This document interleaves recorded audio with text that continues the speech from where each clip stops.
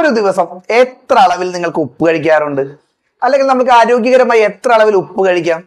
ആർക്കെങ്കിലും വല്ല പിടിയുണ്ടോ? നിയന്ത്രിത തോതിലല്ല ഉപ്പ് കഴിക്കുന്നതെങ്കിൽ അത് ആരോഗ്യം തന്നെ ശരിക്കും വഷളാക്കും. ഒരുപാട് പ്രത്യാഘാതങ്ങൾ ഉണ്ടാവും. അതെന്തൊക്കെയാണ് നിങ്ങൾക്കറിയാമോ? എത്ര അളവിൽ ഉപ്പ് കഴിക്കണമെന്ന് നിങ്ങൾക്കറിയാമോ? ഇത് ഞാൻ പറയുന്നതല്ല, നമ്മുടെ ICMR പറയുന്നതാണ്. അതായത് Indian council of medical research അംഗീകരിച്ചിരിക്കുന്ന ഒരു പഠന റിപ്പോർട്ടിന്റെ ബേസിലുള്ള വാർത്തകളെ സംബന്ധിച്ചാണ് ഇന്നത്തെ വീഡിയോ.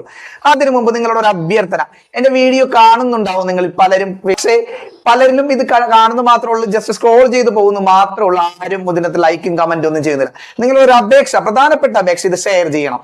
രണ്ടാമത്തെ അപേക്ഷ, ഇത് ലൈക്കും കമന്റും ചെയ്യണം. പിന്നെ ഇത് പലരും ഫോളോ ചെയ്യാത്ത, എന്റെ അക്കൗണ്ട് ഫോളോ ചെയ്യാത്ത പലരും ഇത് കാണുന്നുണ്ട്. ദയവുണ്ടായി നിങ്ങൾ ഈ അക്കൗണ്ട് ഒന്ന് ഫോളോ ചെയ്യാൻ അപേക്ഷിക്കുന്നു. കൂടുതൽ നിങ്ങൾ വിവരിപ്പിക്കുന്നില്ല, നമുക്ക് വാർത്തയിലേക്ക് കടക്കാം. ഉപ്പ് ചേർക്കാത്ത ഒരു വിഭവത്തെ കുറിച്ച് നാം ഇന്ത്യക്കാർക്ക് ചിന്തിക്കാൻ പറ്റുമോ? ഒരു ഭക്ഷണ വിഭവത്തെ കുറിച്ച്, പ്രത്യേകിച്ചും മലയാളികൾക്ക്. അതെ, നമ്മുടെ ഒരു ഭക്ഷണ രീതിയിലെ ഭക്ഷണ സാധനങ്ങളുടെ ഒരു പ്രധാനപ്പെട്ട ഘടകമാണ് ഉപ്പ്. ഭക്ഷണത്തിന് സ്വാദ് കൂട്ടുന്നത് മാത്രമല്ല, അത് നമ്മുടെ ഒരു ആരോഗ്യ പരിപാലനത്തിലും ഒരു പ്രധാനപ്പെട്ട പങ്ക് വഹിക്കുന്നുണ്ട് എന്ന് തന്നെയാണ് സത്യം. പക്ഷെ ഒരു നിയന്ത്രിതമായ ഒരു അളവിലല്ലേ നാം ഉപ്പ് കഴിക്കേണ്ടത്? ആ ഒരു ധാരണ ഉണ്ടാക്കിപ്പോയാൽ മാത്രം മതി. പക്ഷെ ആ ഒരു നിയന്ത്രിത അളവിൽ ഉപ്പ് കഴിക്കുന്ന ധാരണ നമ്മൾക്ക് പലരും ഇല്ല. എന്നെ പോലുള്ള സാധാരണക്കാരിൽ പ്രത്യേകിച്ചുമില്ല. ആദ്യമേ പറയട്ടെ, എക്സ്പെർട്സിനെ ഉദ്ദേശിച്ചിട്ടല്ല ഈ വീഡിയോ, എന്നെ പോലുള്ള സാധാരണക്കാരെ ഉദ്ദേശിച്ചിട്ടാണ്.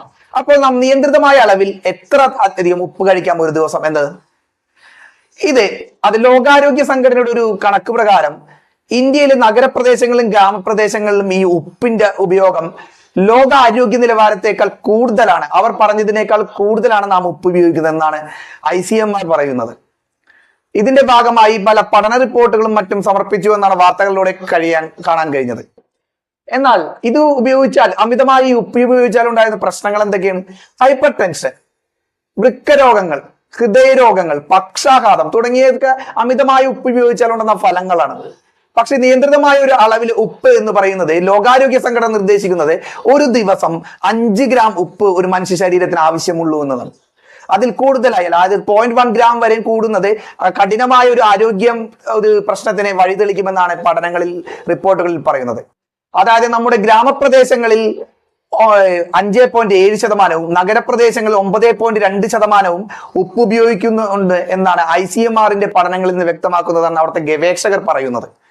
ഇതിനു വേണ്ടി ഇന്ത്യയിൽ ഉപ്പുപയോഗം കുറയ്ക്കാൻ വേണ്ടി ഒരുപാട് പദ്ധതികൾ ICMR, Indian council for medical research, ആവിഷ്കരിക്കുന്നുണ്ട്.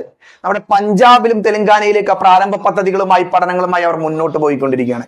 അപ്പോൾ നിങ്ങളോട് പറയാൻ പറ്റിയ ഒരു കാര്യം ഇതാണ്, നമ്മുടെ ഭക്ഷണത്തിന് ഏറ്റവും കൂടുതൽ സ്വാദ് നൽകുന്ന, ഏറ്റവും ഉപ്പില്ലാത്ത കഞ്ഞി പോലെ എന്നൊക്കെ നമ്മൾ പറയില്ലേ, അതേപോലെ തന്നെ ഒരു കാര്യം പറയുകയാണ്, ഏറ്റവും സ്വാദ് നൽകുന്ന, സ്വാദ് കൂട്ടാൻ ഉപയോഗിക്കുന്ന ഒരു കാര്യം ഉപ്പ് തന്നെയാണ്. പക്ഷെ അത് നിയന്ത്രിതമായ ഒരു അളവിൽ ഉപയോഗിക്കുക.